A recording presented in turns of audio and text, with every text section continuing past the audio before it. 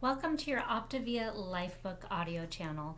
My name is Christy Baker and I'm going to be reading to you from Element 23 today. Today we're picking up on page 467, and if you aren't quite all caught up, feel free to check out some of my earlier videos to really dive into all the benefits that this LifeBook has to offer. It's really a crucial part of the Optavia program, so you move beyond just the diet mentality to making this a whole lifestyle change. So thank you for joining me today. Go ahead and press the like button and subscribe to the channel so you know when the next video is coming out. Let's go ahead and dive in today. Since we are born with only two fears, falling and loud noises, everything else we fear is learned by experience or from someone else. Fear of success, failure, death, spiders, snakes, heights, and sharks have all been conditioned in us. It does not have to be a logical reason, just a conditioned reflex. When I was a child, we had planned to go on a picnic up the mountains, and I was thirsty, and I remember drinking a whole thermos of lemonade on the drive up to the campsite. Shortly after arriving, I became violently ill and have a vivid memory of tossing my cookies into a clear mountain stream overlooking one of the Rocky Mountain ranges. To this day, I have an aversion to lemonade.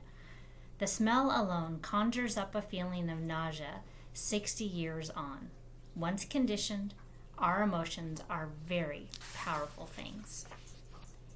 If the event is sufficiently painful, then the conditioning is immediate. Usually, it's a slower process that requires repeated experiences to ingrain it into our memory. But the point is, we have thousands of emotional responses that don't match the situation.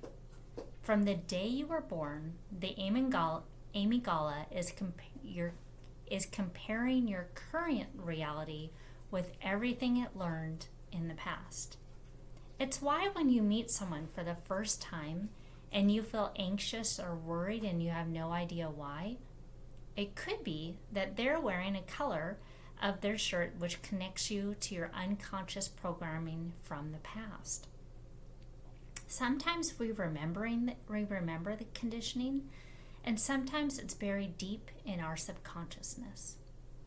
All of which goes to suggest that if we go around interacting with our world and our relationships on an unconscious level, we are going to have a lot of emotional mismanagement. That doesn't mean that we have to suppress our emotions. A key skill that you will learn is to observe and release your emotions.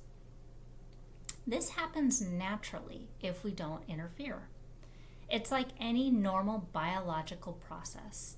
Eating, drinking, and breathing have a natural course of in and out. And that is the same truth for our emotions and our feelings. When we repress an emotion, it becomes bottled up inside and may actually prevent the release of other more helpful emotions. Then, when we start thinking about it, our minds become involved and we create an endless loop that adds up to anxiety, frustration, and emotional mismanagement. Unfortunately, we have a tendency to repress and deny to both others and ourselves that we are feeling things. Men are particularly susceptible to hiding their emotions based on peers and work. As kids, we're told that some emotions were acceptable and others were taboo. They were simply feelings that we sense from emotions that should be experienced and then released naturally. And because emotions are energy, where the feeling is an accompanying sensation moving through our body, they are neither good nor bad, and they're not who we are. They are just what we're feeling. So it makes a lot more sense to call them difficult or tough rather than negative, which creates an immediate judgment that this is a bad thing. The reality is that we are experiencing something tough or we're just going through a hard time. So we need to become more aware of our emotions and learn to observe them in a more curious and investigative way. That way we can learn, grow, manage, and master how they can be channeled to help us create optimal health and well-being. I hope that was helpful for you today.